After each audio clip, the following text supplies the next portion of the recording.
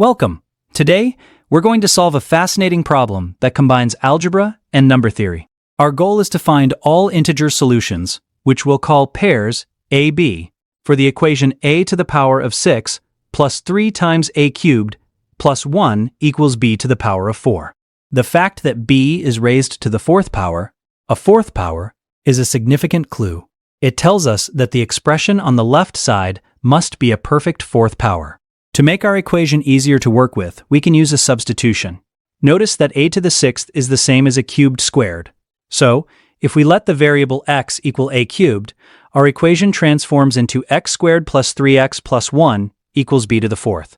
Remember, we are looking for integer solutions, so x must also be an integer, since x is equal to a cubed. So now our problem is, find all integer solutions for x squared plus 3x plus 1 equals b to the fourth.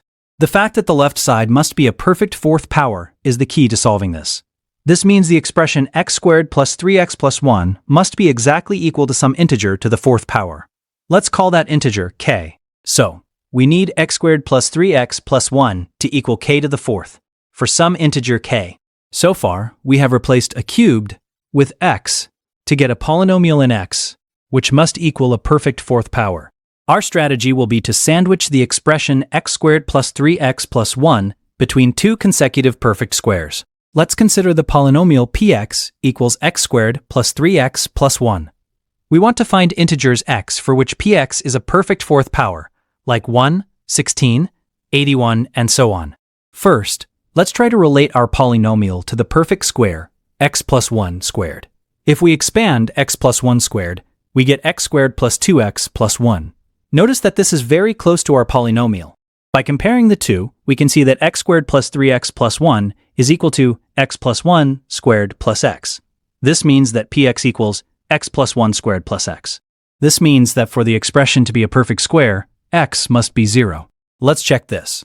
If x equals 0, then p of 0 equals 1, which is 1 to the fourth. This is a valid solution.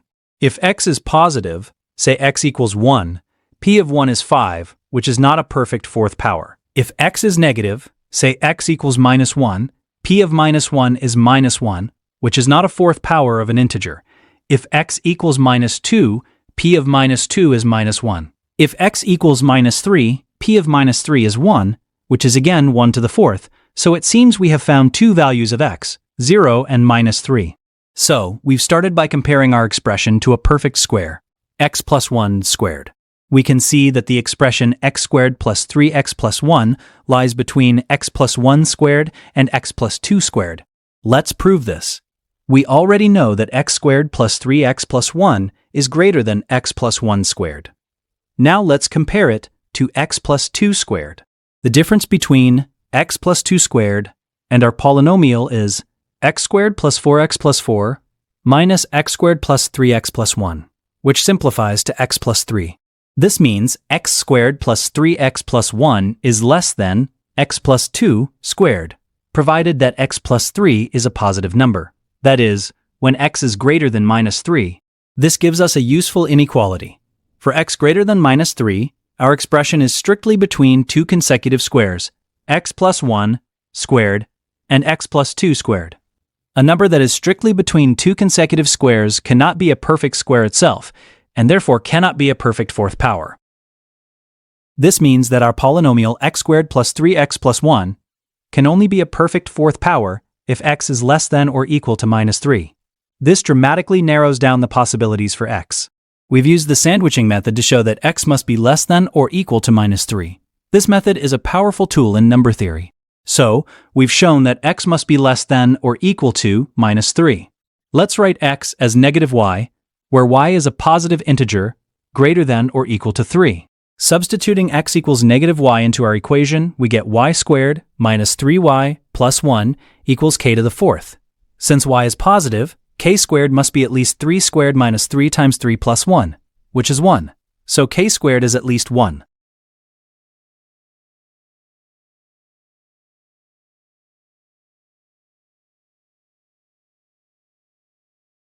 Now we'll use the same sandwiching argument again. Let's compare y squared minus 3y plus 1 with two consecutive perfect squares. First, let's consider y minus 2 squared. That's y squared minus 4y plus 4. The difference is y minus 3. Since y is greater than or equal to 3, y minus 3 is greater than or equal to 0. So y squared minus 3y plus 1 is greater than or equal to y minus 2 squared.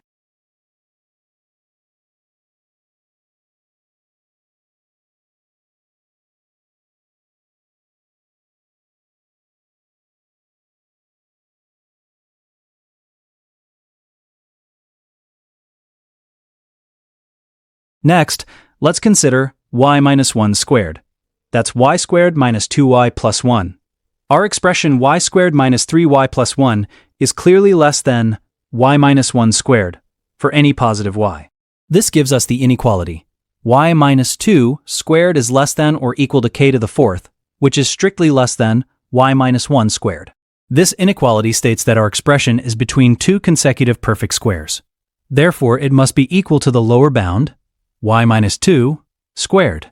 So, y squared minus 3y plus 1 must be equal to y minus 2 squared. Expanding this gives y squared minus 3y plus 1 equals y squared minus 4y plus 4. Simplifying, we get y equals 3.